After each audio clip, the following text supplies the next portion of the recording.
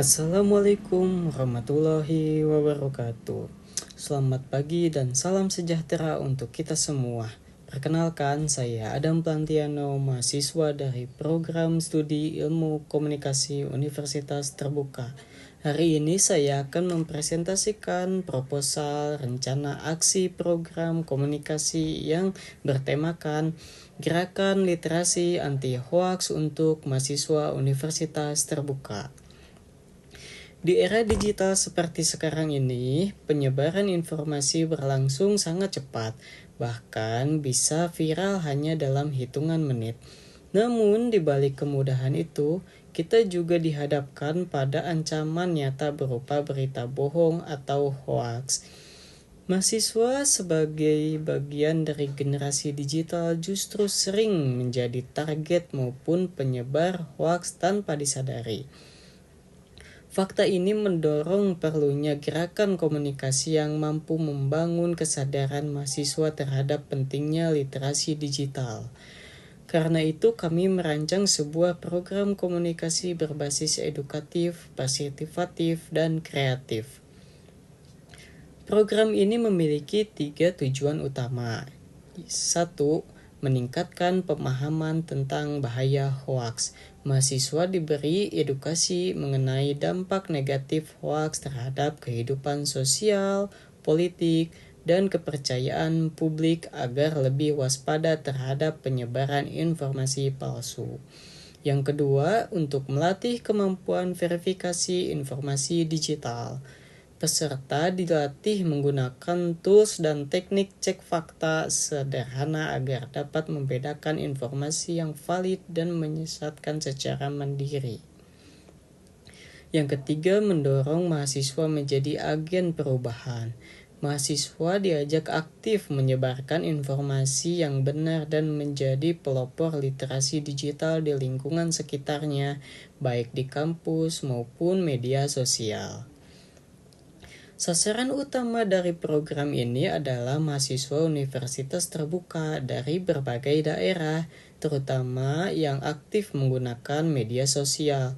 Selain itu, kami juga melibatkan dosen dan komunitas kampus sebagai mitra pendukung.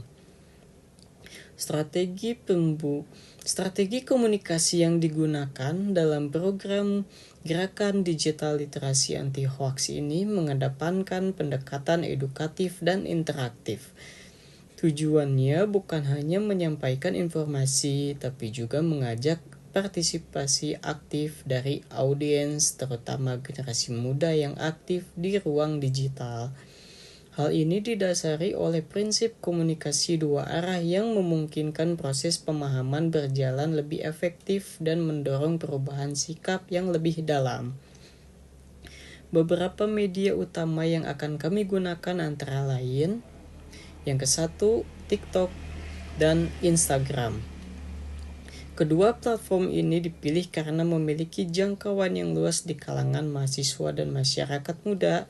Instagram akan dimanfaatkan untuk membagikan infografis, kutipan penting, dan video edukatif singkat, dan sedangkan untuk TikTok digunakan untuk menyebarkan konten berbasis tren seperti video before after informasi, reaksi terhadap berita hoaks, dan tantangan edukatif.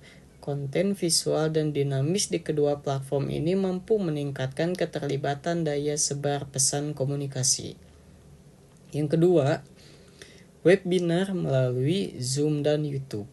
Kegiatan webinar akan menjadi ruang interaksi langsung antara narasumber, ahli, dan peserta, membahas cara mengenali hoaks serta teknik verifikasi informasi.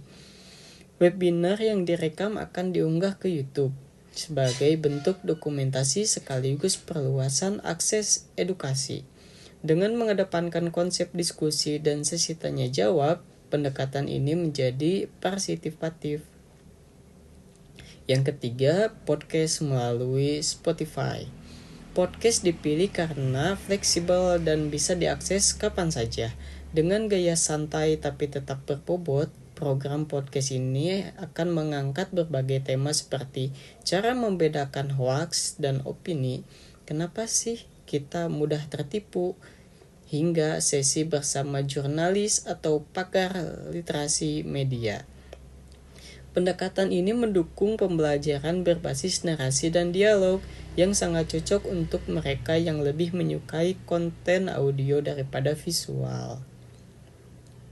Penggunaan media ini disesuaikan dengan kebiasaan mengkonsumsi media khalayak sasaran dan bertujuan menciptakan pengalaman komunikasi yang kaya, inklusif, dan mengedukasi.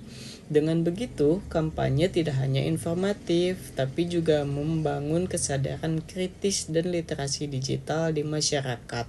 Kami juga melibatkan komunikator terpercaya seperti dosen, alumni, serta influencer edukatif yang kredibel. Berikut adalah tahapan aksi dari program kami. Minggu ke-1, webinar Kenali dan Tangkal Hoaks menghadirkan narasumber dari Kominfo untuk memberikan pemahaman mendasar tentang jenis-jenis hoaks dan cara menanganinya. Minggu kedua, tantangan Reels Instagram. Mahasiswa diajak membuat konten pendek dengan pesan cek fakta sebelum sebar untuk menyebarkan nilai literasi digital secara kreatif. Minggu ketiga, podcast edukatif. Melalui produksi podcast yang membahas tips mengenali hoaks, studi kasus, dan pengalaman mahasiswa dalam memverifikasi informasi. Minggu keempat adalah kampanye digital mahasiswa anti hoaks. Penyebaran pesan kampanye secara masif di media sosial dengan tagar nasional sebagai bentuk ajakan kolektif melawan hoaks. Untuk memastikan efektivitas program tersebut, dilakukan strategi monitoring dan evaluasi sebagai berikut. 1. Survei, pretest, dan post-test. Dilakukan sebelum dan sesudah webinar untuk mengukur perubahan pemahaman serta tentang literasi digital dan kemampuan mengenali hoaks. Pemantauan interaksi di media sosial untuk yang kedua. Melalui data like, share, komentar, dan jangkauan pada Instagram dan TikTok untuk menilai sejauh mana pesan kampanye tersebar dan diterima. 3. Pengumpulan feedback melalui Google Form. Formulir evaluasi dibagikan kepada peserta untuk mengetahui bagaimana kesan, saran, dan tingkat kepuasan terhadap konten serta kegiatan kampanye yang dijalankan. Langkah ini membantu tim menyempurnakan strategi ke depan dan menjaga kualitas program komunikasi secara berkelanjutan. Program ini akan dimanfaatkan sumber daya mahasiswa, volunteer, dan dukungan universitas. Anggaran digunakan untuk produksi konten, promosi digital, dan penghargaan partisipan terbaik.